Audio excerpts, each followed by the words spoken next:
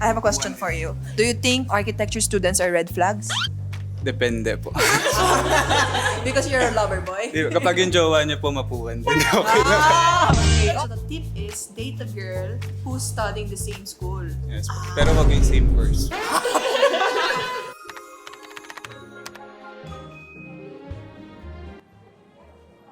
Grabe.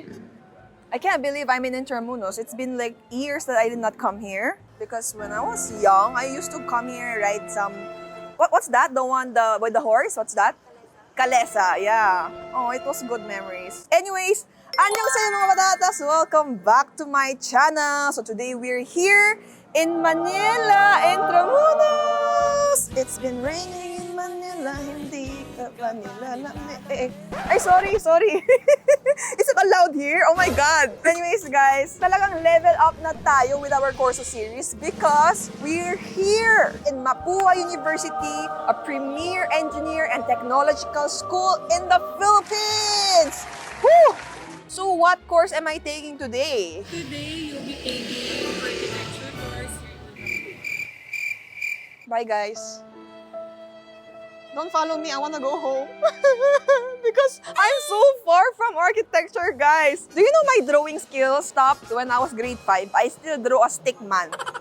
Yeah. So that's gonna be a challenge for me. But yeah, challenge is always fun. So let's go, guys, and build some buildings. Woo! So guys, it turns out, sakto. Today is the foundation day of MAPUA University. I'm not sure how many years is it, but let's ask the students. I love this session because I have to hunt down people and ask them. Looking for a target. Oh, I see so many students there. Parang there's a food stalls here because of the foundation day. Yeah, there's a lot of food to eat. Hi, can I get an interview, please? So what's your course? Electrical engineering. Oh, engineering. Yeah. You guys must be smart. Yeah, same. Same? All same? So why did you choose engineering? Because I like hard things. Okay, me too. I don't know, I just chose whatever I felt like when I was enrolling. Interested lang sa engineering. But so far, you guys are having fun with your major? Okay. Yes, it's very fun. But what is the hardest thing about engineering? The prof. The pros. By the way, how many years? Foundation day today, right? Yeah. How many years? 99 years today? Okay, they don't know. They're not So students of 99. MAPUA. They don't love the school, guys. So, everyone's avoiding me. Let's find some extrovert friends. Okay, let's go inside. South building. Yan. Hi guys, can I have a short interview? So, what's your course? Architecture. Architecture! I found my friends! Oh, Archi po. Archi, all of you, I'm taking architecture today for one day. I don't know what class I'm attending, but I have a class at 1:30 later. Do you guys have class at 1:30? Oh. Earlier was our last class. Oh, really? Why did you choose architect? Oh, parang you guys are regretting, ah? Ako kasi, I really wanted surgery. But my parents thought na it was gonna take too long. And my eldest brother is an engineer and then he studied here. Okay. Tapos, since I like art, he suggested to study architecture. But you're enjoying it so far. They're like, But what is the hardest class you're taking in architecture? Graphics. Graphics. Graphics. With the computer? No, like drawing. Manual. Drawing. More on measurements, Like floor plan. floor plans, I suck at drawing, guys. I'm scared. Can you give me any advice when I'm taking the class? You should listen carefully. Listen carefully. Yeah, and then you should take notes. Notes? And you should like have this lakas ng loob. Lakas ng loob. Ng mukha. Oh, kapal ng mukha. That's me. Okay, perfect, guys. Thank you. Thank you so much. My class is 1:30, guys. 1:30 to 6 p.m. Can you believe that? So before I go to my class, I think I have to eat muna because I need energy. Food is life. I see so many food stores here. I think it's open because of the foundation day. So I'm just gonna munch some merienda, okay? Let's go. Oh my God, they have kikiam. Wow, they have so many food, guys. Chicharong bulaklak. Wow, wow. Empanada, green mango. That's my favorite. They have sushi, baked sushi, so many food. I want manga, but if I eat manga right now, I'm gonna have bad breath. I don't wanna have bad breath to my new classmates, so pass. Nope. Oh my God, calamansi. I'm gonna get calamansi. Hi! Uy, may Korean food! I'm Korean, kuya. That's my favorite, the white one. What do you call that, guys? Ito? Dinakdakan? Yeah! That one. I tasted that in the Korean market in Korea. Okay, I'm gonna get Filipino food na lang. The thing is, I love eating Filipino ulam with plain rice, guys, so that I can capture the real taste of the ulam and the sauce, the condiments. You know what I mean? I want, isaw also. I'm here to do food trip pala. not to study. So guys, I'm sorry, I decided to get the isaw and kikiam also. I could not resist my temptation. Yeah, this is my lunch for today. Even though I have no kasabay, okay lang yun. Life is all about being alone. So let's try first the dinakdakan, guys. Kasi I remember this was so good. I really love the taste. I used to call this the white sisig, you know. Oh my God, this food is so good! Thank you, Lord, for the foundation day. Thank you, MAPUA. Lechon kawali. It may look easy to cook, but it's not, guys. Did you hear that? Crispy? Oh my God, it's so good. Okay, isaw. So crispy look, with suka.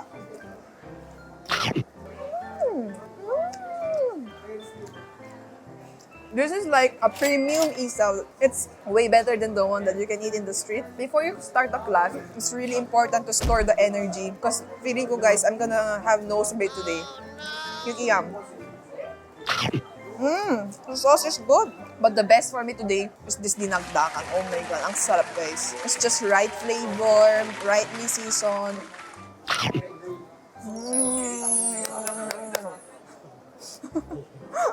Our cameraman will taste the isaw. And I love the fact that there's so many chili inside the dinakdakan. That's why maybe I love this. Look at this labuyo, guys. Ang laki. When you pair it with rice, it's so good. So, Christy, so far, what have you heard about architect students? I think they're all tired. They all look drained. But I understand it must be hard because I heard there's a word called art torture. They cannot sleep properly because they have so many due dates for projects, homeworks. Kaya archi torture daw, guys. I keep seeing the word plate. What does it mean, plate? It's a sintra board, and then they cut it in like precise measurements, and then they create like 3D models. But their drawing is based on like measurement. In real life, diba? Like one wrong measurement can make a building collapse. The thing is, guys, si Ate Grace, super magaling siya sa drawing. She majored fashion design. So when you see Ate Grace's drawing, grabe. Like, I sometimes wonder how she can draw like that. But I don't know, I think I have a different genetics. I don't know if it's mommy or daddy, but my drawing sucks. Like, my sisters laugh at me when I draw. So I never draw, guys. Even my penmanship is so ugly. Oh, wait, there's a certain penmanship you have to use? Yeah. For my brother, during his first year, they had like a writing type class. They all need to have the same penmanship. What? Because, like, I think for blueprints, or like when they do the drawings with the instructions, like they all have to understand it. Because everything has to be precise. That's so cool. For sure, they will never understand my penmanship. Sorry in advance, guys. Sorry. Vision. Mapua shall be among the best universities in the world. It's not even the Philippines. Wow. In the world. Okay, so right now, I'm gonna be meeting the program chair. I'm gonna ask him if I'm capable of being an architect student. Let's go, guys.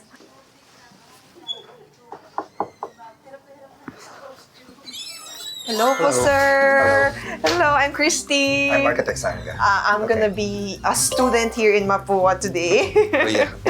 But you're an architect also. Yeah. Also, I'm a Puman, right? Oh, what year? 1985. Wow. So I've been here last 1990. Wow. I'm already here teaching. As an architect, what is your favorite building here in the Philippines? I think no particular building, but for now, I think it's the San Miguel building. I think that one is in Quezon City. Why do you Because love the design? if you have a green building, it will lower your bill for electricity in air conditioning. So you also care for the environment. Yeah. So sir, let's be honest, in the Philippines, Yeah. people don't really use architects when they build a house. Yeah. Do you agree? Yeah. So what do you think is the importance of the architects here? Before, they only ask a carpenter to do the job. They just try to draw in the ground. I like this one, then you put something like this. But at the end, they are not satisfied for the end product. For now, since they know the architect will be doing a lot of things thinking about them, after giving a layout and also a walkthrough or perspective, the client will see how the house will be built. We all know that MAPUA is known for engineering and architecture. Yeah. What is the difference of engineering and architecture? Engineering, specifically civil engineering, is for horizontal construction. Bridges, roads. You don't build houses or buildings. Okay. You have to design. The only concern of the engineer is the structural method on how to build the building. But all the aesthetic aspect of the building comes from the architect. Do you think MAPUA has the best architecture course? I think so. Okay, Because but why? some architects, when we talk about the OJT, on the job training, they will try to say that your students are good in this field. You will give them a problem, then they will give you the solution. But do you admit that there's a word called architecture? Yeah. Yeah. Why? Why do you say that? Because when you get a grade of 5, you are being tortured with the grade. Yeah. And when they do some plates, you don't have to do this one. When they already did it so Yeah, well, and yeah. then you will give a critique to remove this. Because remove that. before they submit the plates, Yeah. we have to do some comments. That's where the torture is. You will say, mali yan. This one, walang function. There's no access in this one. No ventilation. The students have to do it again. Yeah, we do that. Being an architect, you have to think why. You have to consider your neighbor. What is a good building when the surrounding is not good? So you have to advise your client. So, sir, today, what class will I be taking? It's better to go to class Design 6 regarding the site planning and landscaping. My plate is about a resort. Yeah. This resort. Yes. You will be given a site, the location, then after that, they have to do a planning for the entire site. You have to ask what type of building you're going to build, how many users, and what will be the activity in that facility. And they have to produce a perspective out of that project. Okay, sir. Thank Okay? you. I'll Thank be a you. good student. Okay. Thank you, Good sir. luck, yeah. 아이씨, 이거 잘못 왔어. Guys, this is 4th floor, right? 4th floor? It feels like 10th floor, guys. I remember my Lasal days. Actually, my friend who graduated MAPUA architecture told me he won the paintings in this locker. I'm gonna look for his painting. Let's go. Because he told me they got first place by drawing this. It's actually one of my Siargao friend, guys. His name is J.R. Sales.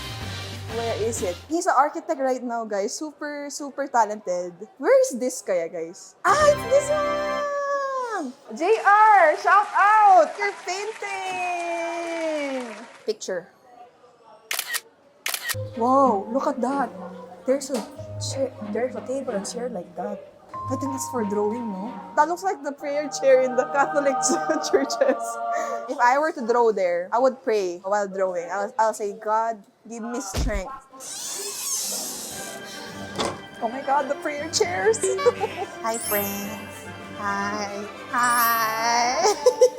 What's your name? I'm Cash. Cash? Yeah. As in cash? Letter K. Cash. Letter K, Christy also. I'm Allison. Allison. But you can call me Al. Ali. I just have a question. What do you think is the biggest misconception that people have to architecture students? People think that architecture is just drawing lang, but I think it's more than that. That was me a while ago. I was like, shit, I have to draw. But it's super hard. And it's also time-consuming. Okay, so it's not just about drawing. Students get high grades even though you can't draw, to be honest. It's their Because idea. it's about the functionality of the building, not just the visuals. Our profs always tell us it's your ideas that they pay for, not your skills. Skills you can learn. Right now, you guys are designing a resort. Yes, an urban resort. They're gonna present it. I'm gonna draw also. My urban resort. You can design a heart-shaped urban resort, but the problem is the structure. You can sometimes students come up with ideas like a very complex one, show it to the prof, and then immediately burn down. Like that, you can't do that. So your dreams are just... Not just about the visuals or the aesthetics.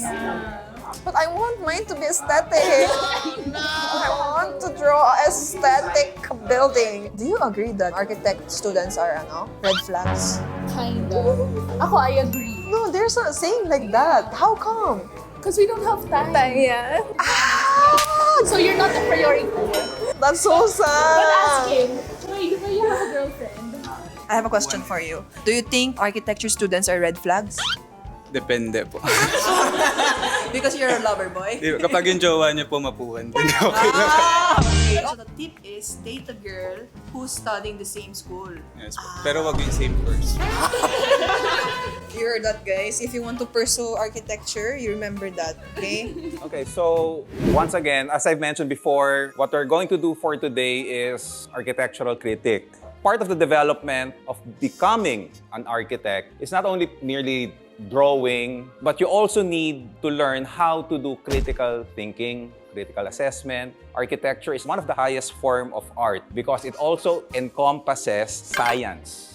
It's both an art and a science. Okay? Our project is the Urban Resort Project located in the vacant lot in front of Soler. The idea there is a very fast gateway for your relaxation, for your vacation. The target market here is the higher up. I hope you did well with your design.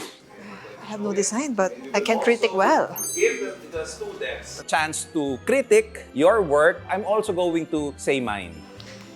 Fighting, everyone. Let me just call Mr. Murillo and Natividad. It's the friend that has a jowa, guys. Let's see his work, if he manages time properly or not. A design like that, it requires a lot of analysis. You have to consider the orientation of the property, the orientation of the sun. Yeah, because there will be swimming pool, Yes, that. yes. So Okay. where the shade will come in. Yeah. We place a lot of trees here at the corner and on the side. Why do you think?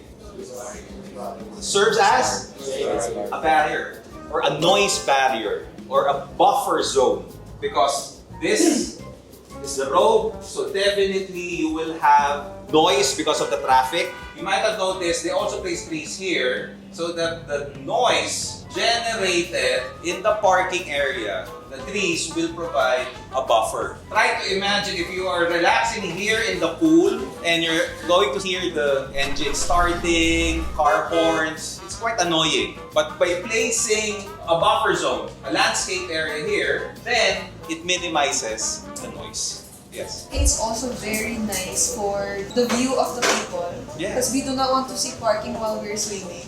Yes. We want our nature. Again, as I've mentioned, the view or what we call the vista is very important. This is Manila Bay. The hotel guests, the homeowners of the condominium will really have a fantastic view of the Manila Bay sunset. And that is the selling point of this building. For the next part,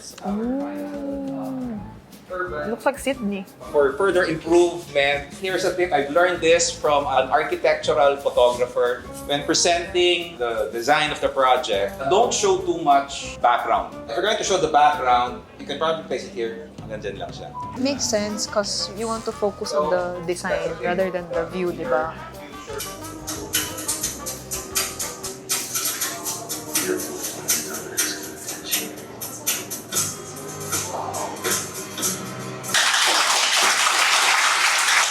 Okay, the floor is now open for any comment or suggestion. I have a question too. Yeah. I noticed the parking of the condominium is outside, right? I'm sure people want a more accessible parking rather than going outside on a rainy day. You have to bring out the umbrella. How do you think you can... Dun sa mismong parking namin, nag-isip kami ng multi-level parking. Right? Yes. Kaso kasi, nagkaroon kami ng hard time na i-connect yung mismong multi-level dun sa mismong building. Sabi nga ni sir, may limit yung height sa Pasay. Parang notice. Sayang yung opportunity na Yes. madami pang guests. It's also, to be honest, my parents don't want to park in the office kasi kawawa yung interior ng car. And if you own a condo like that, you must be rich. You must drive Audi or Benz, di ba? 6% is The duckling group. Miss Barlinan and Mr. Manala, you may begin with your presentation. First of all, thank you for that wonderful introduction to my dearest instructor. They allow us to introduce to you our project, Hiraya, a proposed urban resort. Wow! Wait lang. Okay. 5, 0, failed.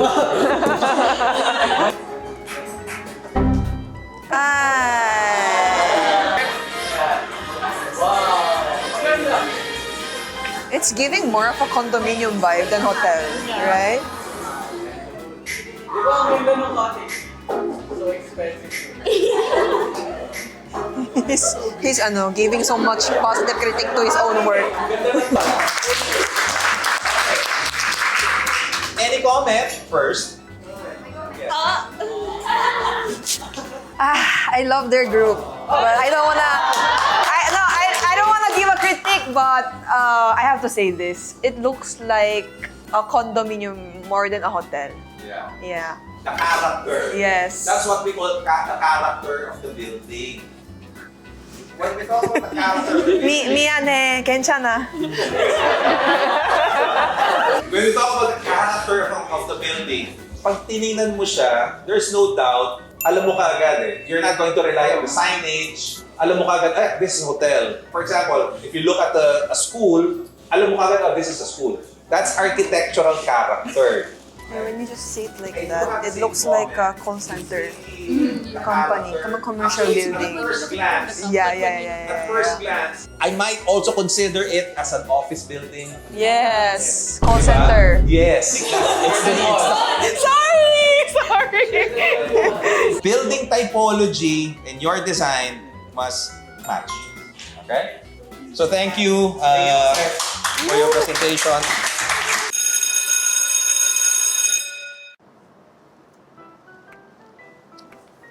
So basically, how's architecture course? Surprisingly, it was very fun. It was engaging. Lalo na the class was about giving critiques. Engaging with friends, also and the professor. And I think I'm kind of talented in seeing those designs, because I'm an aesthetic person.